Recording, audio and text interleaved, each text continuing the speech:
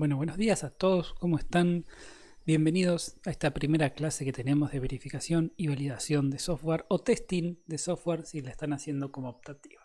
Yo creo que ya todos me conocen, mi nombre es Martín Larrea y voy a ser el profesor de la materia. La materia es verificación y validación de software y un buen lugar para empezar es definiendo o hablando de qué significa verificación y qué significa validación, de qué estamos hablando. Empecemos con verificación. La definición del libro dice que la verificación es un proceso de evaluación de un sistema para determinar si los productos de una fase satisfacen las condiciones impuestas al comienzo de dicha fase. Dicho de una manera más sencilla, ¿estamos construyendo correctamente el producto? Es la pregunta que nos hacemos. Por el otro lado, validación se define como un proceso de evaluación de un sistema durante o al final de un proceso para determinar si satisface los requisitos marcados por el usuario. Acá lo que nos estamos preguntando es, ¿estamos construyendo el producto correcto? Son definiciones que suenan parecidas, pero son diferentes y veámoslo con un ejemplo. Imaginemos que tenemos un usuario, un cliente, que nos pide que le construyamos un mouse. Y nosotros le construimos un mouse. A este mouse que nosotros le construimos, nosotros lo podemos verificar y validar. Podemos hacer las dos cosas, que no son lo mismo. ¿Qué significa que lo vamos a verificar? Hablamos de una verificación cuando nos preguntamos si el mouse fue construido correctamente. Eso quiere decir, este mouse que hicimos, ¿le pegamos bien la ruedita? ¿El plástico que elegimos es resistente y se va a bancar todos los toques con el dedo? ¿Los tornillos están bien ajustados? Ese análisis, esas preguntas forman parte de la verificación. Ahora, si nosotros nos preguntamos, ¿este mouse que hicimos, es el que nos pidió el cliente? Que no tiene nada que ver si el tornillo está bien ajustado o no. ¿Es esto lo que el cliente quería? Esa respuesta es parte del proceso de validación. Y fíjense que acá estamos hablando de cuestiones que quizás podemos denominar internas al mouse y otras que son externas, que se relaciona un poco con lo que habíamos visto en su momento en tecnología de programación con los factores de calidad externos e internos. Pero en sí, esta es la diferencia, la gran diferencia. Hablamos de verificación cuando estamos testeando cuestiones de implementación, de construcción. ¿Lo construimos bien? Si fuese una casa, el techo, ¿se va a gotear? ¿Las paredes van a aguantar el peso del techo? Esa es la verificación. De vuelta con el ejemplo de la casa. ¿Esta casa que hicimos era la que el cliente quería? ¿Era lo que él me había pedido? Esa es la validación. Y a lo largo de la materia vamos a ver técnicas, procesos, formas de hacer las dos cosas.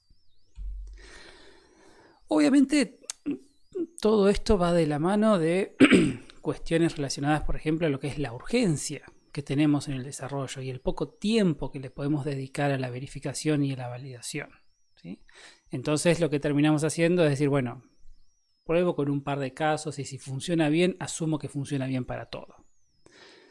Esto lo que hace es lo que se dice que tengamos una pobre confianza en lo que es el software, que nos pasa día a día y lo vemos día a día, no solamente con cuestiones que pueden ser o software que hizo un amigo, sino con software grandes, de empresas grandes que siguen siendo software que no funcionan bien.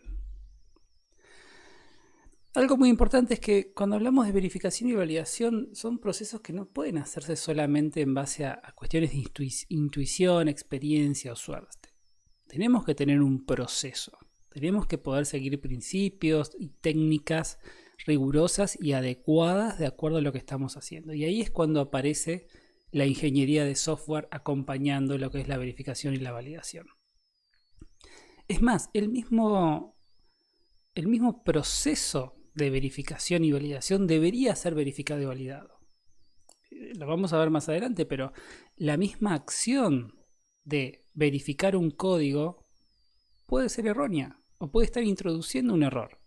Así que también eso deberíamos considerarlo. Y también lo que vamos a ir viendo es que, como marqué al principio, el alcance de la verificación y el alcance de la validación son diferentes, eso hace que se apliquen objetivos, técnicas y hasta personas diferentes en muchas circunstancias. Algo que nos dice la teoría, lo que dice el libro, que no siempre se puede hacer, es que quien desarrolla el producto no debería verificarlo o validarlo. Esto muchas veces es muy difícil de hacer por una falta de recursos humanos, pero la realidad es que el ego humano entra en juego también. Piensen ustedes cómo testeaban sus proyectos de TDP o los proyectos en IPO, en estructuras. ¿Realmente los estaban testeando como correspondía? ¿O dijeron, probé con un caso, funcionó, listo, ya está, no lo toco más? Ahí está en juego el ego humano. Algo a tener en cuenta es que cuando hablamos de estos defectos, que después vamos a darles más nombres, en algunos casos no se puede evitar porque el software es complejo. A un software de mediana complejidad sigue siendo complejo y es difícil estar seguros de que no hay ningún defecto. Por eso vamos a hablar que la correctitud en la práctica es relativa. También hay muchos mitos, también sabemos o hemos escuchado de que si somos buenos programadores no vamos a tener errores, si nos concentramos bien, si usamos las metodologías adecuadas, si usamos el paradigma orientado a objetos, les vamos a pegar al paradigma orientado a objetos un montón. Pero eso lo vamos a ver más adelante. Pero el mito dice que si seguimos todas estas buenas prácticas no vamos a tener errores. Y si hay errores es porque somos malos programadores. Y si somos malos programadores debemos sentirnos culpables. Y todo eso son mitos, todas esas cosas no son verdades. Porque de vuelta, el software es complejo. Y como cualquier actividad humana compleja, está sujeta a errores que no tienen que ver con la mala calidad de la persona, sino con que es un proceso en sí muy complejo. Entonces pueden llegar a aparecer errores. Y ahí es donde aparece el proceso de verificación y validación para detectar esos errores. Bien, hablemos un poco de lo que son los fundamentos del testing de software. Y acá empieza a aparecer la palabra testing, que la vamos a sobrecargar un montón. Cuando pensamos en la construcción de un producto, no de software, sino de un producto físico, todas sus partes y el producto final son chequeados con respecto a una especificación o a un requerimiento.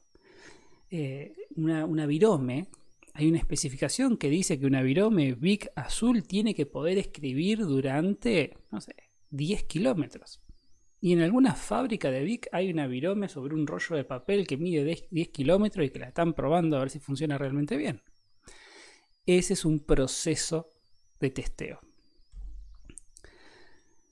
Si tenemos un producto que tiene que hacer algo, también tenemos que ver si efectivamente se puede hacer algo. Todo eso forma parte del chequeo.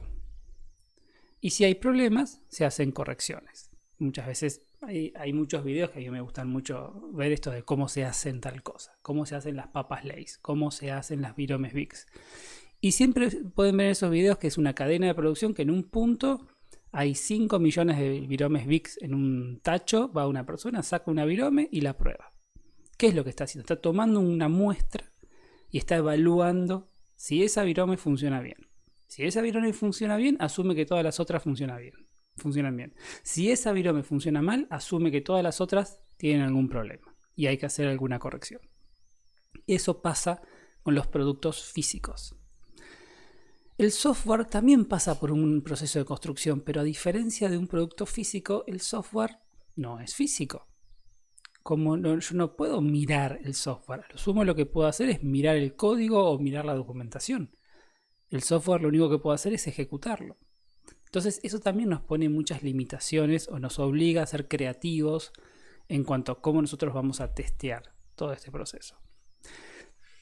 Si nos vamos a lo que es la definición del libro, ¿sí? La definición teórica, vamos a ver que la evaluación del comportamiento dinámico del software, es decir, el software en funcionamiento, es lo que se llama testing.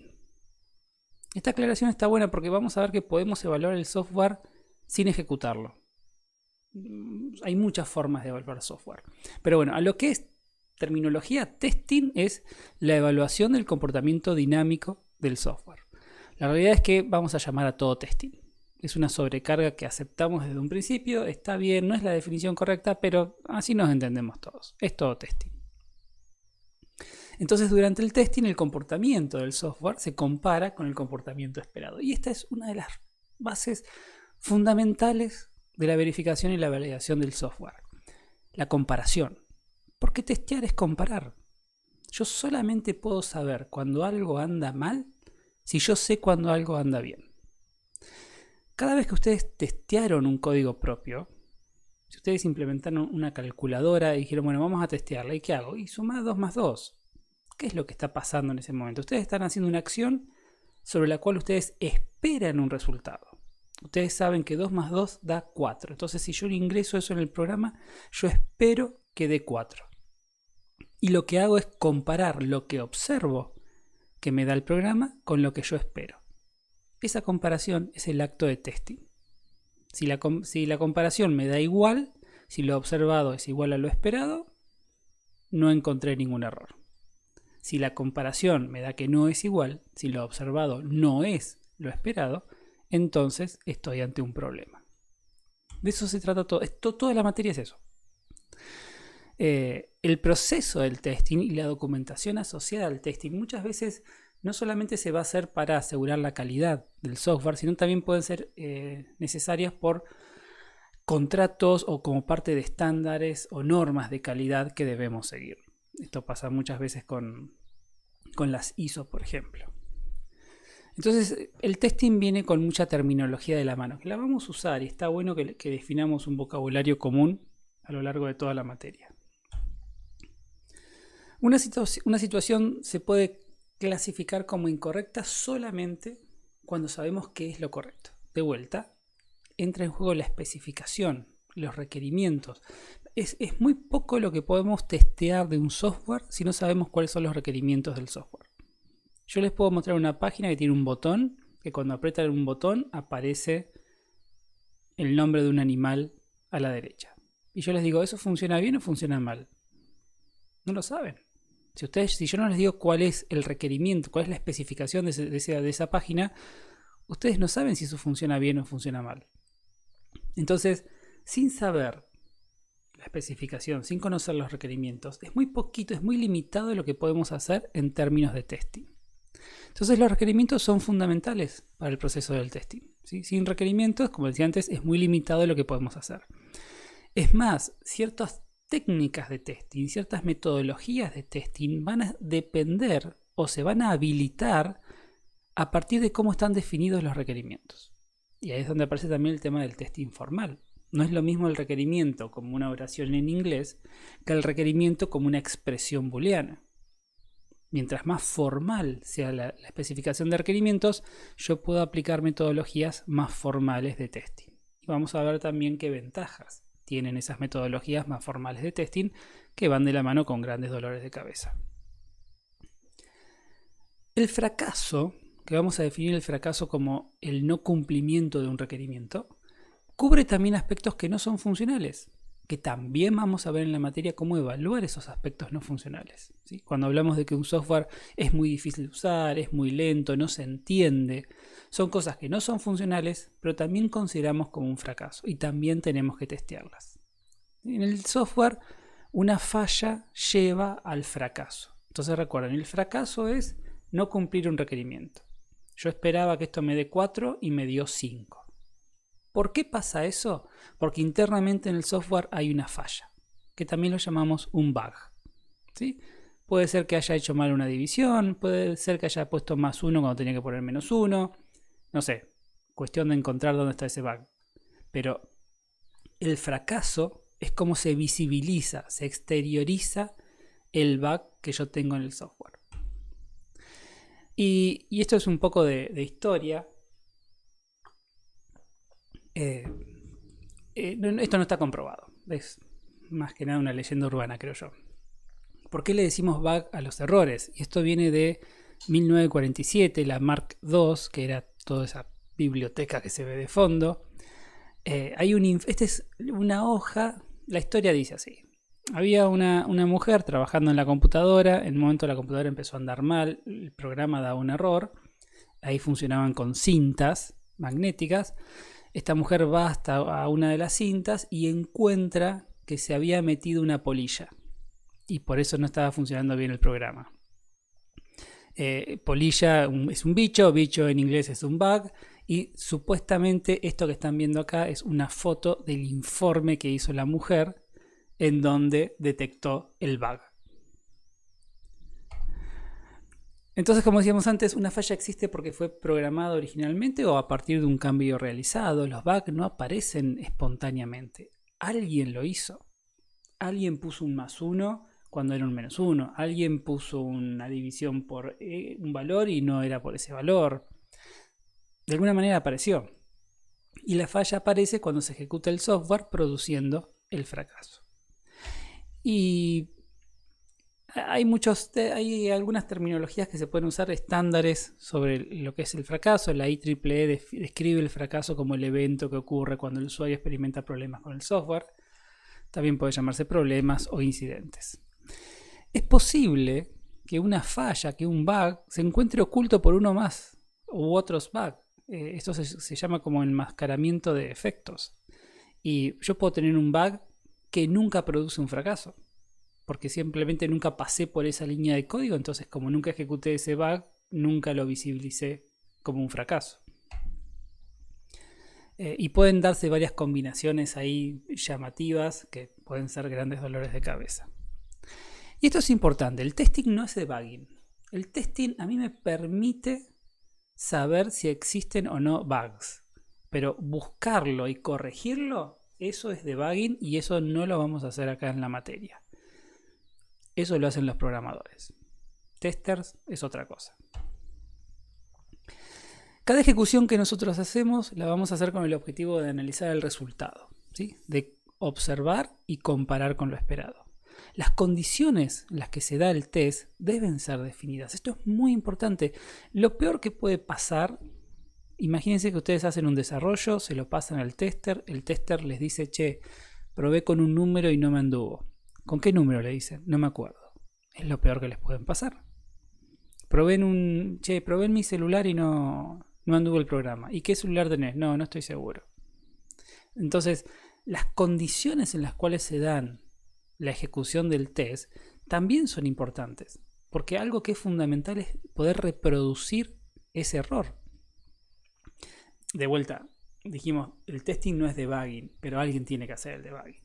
Eso es inevitable. Entonces, para hacerle la vida más fácil a quien hace el debug, lo mejor que podemos hacer es darle toda la información necesaria para que ese programador pueda replicar las condiciones que llevaron a la visibilización de ese fracaso. Y para eso tenemos que conocer y documentar. Vamos a ver que es muy importante la parte de documentación. Todas las condiciones en las cuales se dio el test. Hay varios propósitos para hacer testing. Obviamente encontrar fallas, medir calidad, aumentar la confianza o analizar un programa o su documentación, ¿sí? Siguiendo con terminología, definimos como objeto de test al elemento que estamos testeando. Yo tengo mi clase PowerUp, voy a testear mi clase PowerUp, entonces PowerUp es mi objeto de test. Por lo general, cuando nosotros hacemos una ejecución del objeto de test, le pasamos datos, le pasamos valores. Esos son los datos de test. La administración de los tests, que incluye el planeamiento, la implementación, la documentación y el análisis de test, tiene que ver, ¿sí?, con el proceso de testing también. Y también vamos a ver en un momento cómo se hace eso, cómo se puede gestionar, qué herramientas hay para ayudar en la gestión, la administración de los tests. La ejecución de uno o más casos de test es una suite de test. Un caso de test contiene el objeto de test, las condiciones de ejecución, los parámetros de entrada y la salida esperada. Y la concatenación de casos de test, de forma tal que la entrada de uno sea la salida de otro, forman lo que se llama un escenario de test, ¿sí? Y ahora vamos a ver un ejemplo que a mí me gusta mucho dar. Porque cuando pensamos en testear código, básicamente cualquier programa es una función que toma parámetros de entrada y genera una salida. Entonces, imagínense que yo tengo una función que recibe un entero entre 1 y 10 y me devuelve ese entero escrito con caracteres. Entonces, si yo le ingreso el número 1, me devuelve la palabra 1. Si yo quiero testear si esa función funciona bien. Una estrategia sería decir, bueno, si el mundo de opciones de esta función es de los enteros entre 1 y 10, la mejor forma que tengo para asegurarme si esta función anda bien es testeando para todos los datos de entrada. Si son 10, ¿qué problema hay? Esa es una alternativa, es una estrategia. Pero vamos a ver que es una estrategia imposible de hacer en cualquier situación normal. Esto es un grafo. ¿Sí? Es un grafo de flujo de control. Lo vamos a ver porque se usa mucho. Básicamente, un grafo de flujo de control es una visualización de la estructura de control de un programa, en donde las líneas representan secuencias y los arcos que vuelven son bucles, y si de un nodo salen 2 arcos es porque tengo un condicional. Entonces ejecuto esto, vengo acá, ejecuto esto, vengo acá. Acá hay un if, el then y el else. Tengo otros if, vuelvo acá, acá se hace una evaluación. Vuelvo para acá atrás según una condición, o si no, sigo por acá. No importa qué es lo que tiene adentro cada bloque, pero básicamente ahí lo que tengo son condicionales y ciclos. Probar este programa en forma exhaustiva, que es probar con todos los datos de entrada y todos los caminos posibles, significa ejecutar cada camino. Porque si yo pudiese hacer eso, es el mejor test que tengo. Es como decir, bueno, si lo probé para todas las alternativas y en todas las alternativas funcionó, ya está. Es la mejor seguridad que puedo tener. Ahora bien, nosotros acá tenemos un bucle. Y ese bucle internamente tiene 5 caminos posibles. Eso quiere decir que si hacemos una iteración del bucle, tenemos 5 caminos. Si hacemos 2 iteraciones del bucle, tenemos por cada camino de una iteración 5 alternativas en la siguiente iteración. O sea que tengo en total 25 caminos posibles. Si consideramos 20 iteraciones del bucle, tenemos esa cantidad de caminos posibles. Ya acá pueden ver que el problema que tiene el testing exhaustivo es que crece muy rápidamente. Solamente 5 a la 20 es ese número. Ahora bien, si los tests se hicieran en forma manual, a 5 minutos por test, todos esos tests llevarían 1000 millones de años. Pero obviamente tenemos un Core i9 con un montón de gigas, y si los tests se hicieran en 5 microsegundos cada uno, bueno, tardaríamos 19 años. La realidad es que el testing exhaustivo es imposible, lo descartamos. Entonces, si no podemos hacer testing exhaustivo, tenemos que hacer un test inteligente. ¿Qué quiere decir hacer un test inteligente? Y en un mundo ideal, y exagerando para que se entienda, un test inteligente quiere decir que yo hago un solo test y con ese test encuentro todos los errores. Eso sería lo mejor. No va a pasar así, pero la realidad es que un test inteligente es cuál es la menor cantidad de test que puedo hacer que me permiten a mí encontrar la mayor cantidad de errores posibles. Eso es hacer un test inteligente. ¿Sí? Y vamos a ver de qué se trata eso y qué técnicas tengo yo para hacer un test inteligente. Porque esto va de la mano del tiempo, del esfuerzo y el presupuesto que yo tengo disponible para hacer el testing. Que nadie favorece el testing. Poca gente prioriza el testing al momento de hablar de tiempo, de esfuerzo y de presupuesto. Entonces, acá es donde aparece la pregunta: ¿hasta dónde llegamos haciendo testing? Y la respuesta es que depende. Depende de los riesgos del proyecto y depende del impacto de los errores que yo pueda encontrar. Yo puedo llegar a tener un módulo que hace, no sé, funciones estadísticas. Calcula promedio, desviación, media, cosas así. Si ese módulo yo lo voy a usar en un jueguito como puede ser un GTA, lo voy a testear para asegurarme que está todo bien. Ahora, si ese módulo lo van a usar en un satélite que va a estar en órbita, y lo voy a testear muchísimo, porque no hay margen de error. Porque no es lo mismo que falle el módulo en el GTA, donde de última no andará bien el GTA un par de horas hasta que saquemos una actualización, a que ande mal en un satélite que no lo pueda actualizar.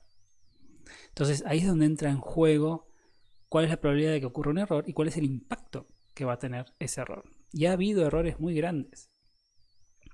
Dicen que fue el error más costoso en la historia. Es un bug en una computadora que en su momento costó $440 millones. Era un sistema que estaba controlando la venta de acciones en Estados Unidos. Tuvo un error, empezó a vender cuando no tendría que vender y le costó eso a la empresa. Entonces, debido a que todo proyecto tiene recursos limitados, hay que hacer un manejo inteligente del testing, ¿sí? Encima, muchas veces es poco el tiempo que le podemos dedicar al testing, entonces más aún tenemos que ser inteligentes en cuanto a qué es lo que vamos a testear. Ahora vamos a hablar un poquito cortito de lo que es testing en el proceso de desarrollo de software. Obviamente, como siempre, arrancamos con el modelo de cascada, el clásico modelo de cascada que tiene el análisis de requerimientos, el análisis, el diseño, el desarrollo y la entrega. Cuando alguien dijo, bueno, che, acá tenemos que testear porque esto no va a funcionar, alguien dijo, perfecto, agreguemos una etapa nueva que es la etapa de testing. Y como ya sabemos del modelo de cascada, esto no funciona, porque esto es muy dinámico, esto cambia, se necesitan... No es solamente el testing del código, hay otros factores externos que también tenemos que testear, que no alcanza con testearlo después una vez que está en el completo el desarrollo. Entonces la variante que se presenta es la que se conoce como el modelo B. Después de esto vienen muchas otras variantes que tienen que ver con las metodologías ágiles, pero en esencia es todo esto básicamente. ¿Qué es lo que dice el modelo B? Vamos a hacerlo así. El modelo B lo que dice es, a medida que yo voy avanzando en mis etapas clásicas de desarrollo de software, yo voy planificando mis etapas de testing. Entonces, cuando a mí me están diciendo cuáles son los requerimientos de software, aun cuando yo todavía no sé cómo lo voy a implementar, un requerimiento de software me está definiendo una forma de testear el software. Si a mí me dicen que el software tiene que permitir, no sé, dar de alta empleados en una obra social, perfecto, yo ya sé que tiene que haber un caso de test que sea dar de alta empleado en una obra social. Cada vez que yo voy definiendo cada una de esas etapas, estoy definiendo cómo voy a hacer ese test. Una vez que yo termino la codificación, ahí es donde empiezo a ejecutar los casos de test. Con lo más chiquito que tengo, que son mis unidades. Una clase, un módulo, un procedimiento. Y a medida que voy completando el testeo de las partes más chicas, voy avanzando a partes más grandes y a lo que es la parte de integración. Voy uniendo cosas para después testear el sistema completo. Esto es lo que define el modelo B, que de vuelta es un modelo viejo, ya no se usa el modelo B, pero todo lo que tenemos hoy en día que tiene que ver con metodologías ágiles, ciclos, espirales y todo eso, tiene en esencia básicamente un modelo B. Hay aspectos que pueden ser evaluados mediante testing, ¿sí?, que no necesariamente son funcionales, como puede ser la seguridad, la confiabilidad, la usabilidad, la eficiencia, la portabilidad y la mantenibilidad del sistema. Todo esto hace al proceso de testing. Y acá hay algo que había mencionado hace un ratito, decir, bueno, ¿hasta dónde testeamos? Yo puedo tener 4 semanas para hacer testing. ¿A qué se refiere con esto? Esto lo que se refiere es, yo puedo tener 4 semanas para hacer testing. Y en la primera semana voy a encontrar 20 errores. Y en la segunda semana voy a encontrar 5 errores. Y en las últimas 2 semanas voy a encontrar un solo error. ¿Cuánto tiempo más sigo yo testeando? O sea, al principio encuentro muchos errores. Y si sigo testeando voy a seguir encontrando errores. Y si sigo testeando voy a seguir encontrando errores. Cada vez me va a costar más. Y cada vez voy a consumir más recursos humanos y monetarios para poder encontrar errores. ¿Dónde digo basta? Ese es el punto crítico que tiene que ver mucho con la gestión del test y decir, bueno, basta, ya está. Tenemos en algún punto que cortar sabiendo que pueden llegar a existir otros errores. ¿Cuál es la estrategia o cuál es el deseo que tenemos? Si yo no voy a encontrar todos los errores, si yo ya sé que no voy a encontrar todos los errores, por lo menos asegurémonos o hagamos todo lo posible para encontrar aquellos que son los más importantes. Porque vamos a tener un rango de errores, o por lo menos un rango de fracasos.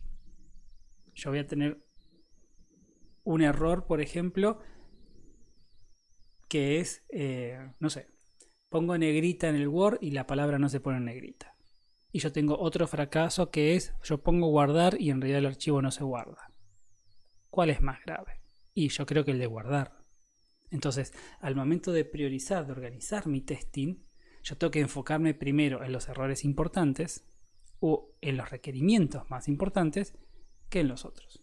De eso se trata también el proceso de testing. Y ya para ir terminando, tenemos lo que se llaman los principios del testing, que son grandes verdades que guían el proceso de testeo. Primero, el testing muestra la presencia de defectos, no la ausencia. Esto quiere decir que cuando yo testeo y encuentro un error o encuentro un fracaso, eso es bueno, porque encontré, ya sé que hay algo. Pero si yo estoy 2 semanas testeando y no encuentro nada, eso no quiere decir que no hay errores. En realidad lo que vamos a ver, eso quiere decir que yo soy un mal tester, porque errores siempre hay. Entonces hay que tener mucho cuidado con eso. Con el testing podemos afirmar que hay errores, no podemos afirmar que no hay errores. El testing exhaustivo, como vimos en el ejemplo, no es posible. El testing debería empezar lo más temprano posible, porque como ya hemos visto en TDP, mientras más tiempo tardo yo en encontrar y corregir errores, más caro a mí me sale hacer ese proceso. Más caro para mí es encontrarlo y corregirlo. Entonces, desde el principio, vamos a ver que un documento Word puede ser testeado, una reunión puede ser testeada. Hay muchas formas de testear, no es simplemente ejecutar y ver qué pasa con el software. Algunas cuestiones llamativas del testing, los defectos tienden a estar cerca. Si yo en una clase encuentro que hay un error, hay altas chances de que haya otro error más en esa clase. Eso me sirve a mí para guiar el proceso de testing. Existe algo que es la paradoja del pesticida. Quizás ustedes alguna vez escucharon hablar a alguna madre de que los piojos vienen cada vez más resistentes. Con los bugs pasan lo mismo. Si yo todo mi testing lo hago usando una única técnica de testing, la realidad es que los bugs van a evolucionar y van a ser menos detectables con esa técnica. Entonces lo que se recomienda siempre es utilizar diferentes técnicas. Y el testing es dependiente del contexto. Como les decía antes, no es lo mismo testear el mismo módulo para un jueguito que para un satélite. Eso hace también a cuánto test y cómo voy a testear yo. Y obviamente no tenemos que asumir que un software que funciona es un software útil, porque acá empiezan a aparecer los factores no funcionales y también tenemos que considerarlos. Bien, entonces, para resumir, cada clase va a tener, esta por ser la primera no tuvo, pero cada clase va a tener al principio un repaso, el contenido y después un resumen. Para resumir lo que vimos hoy, empezamos hablando de la definición de verificación y validación. Verificación, estamos construyendo el mouse correctamente. Validación, ¿este era el mouse que quería el cliente? Esa es la diferencia. El testing exhaustivo no es posible, así que tenemos que hacer un testing inteligente. Tenemos que empezar el test lo antes posible y en cada etapa del ciclo de vida podemos estar definiendo cómo vamos a testear esa etapa, para que una vez que tenemos la primera implementación, empezar a ejecutar las pruebas. Bien, y con eso terminamos la primera clase. Muchas gracias, cuídense.